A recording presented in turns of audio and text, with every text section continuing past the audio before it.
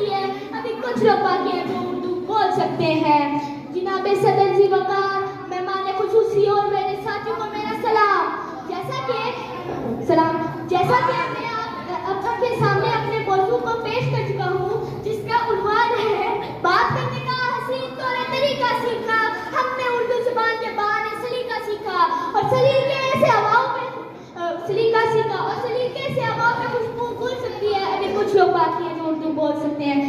सदर वकार, उर्दू जुबान हमारी पहचान,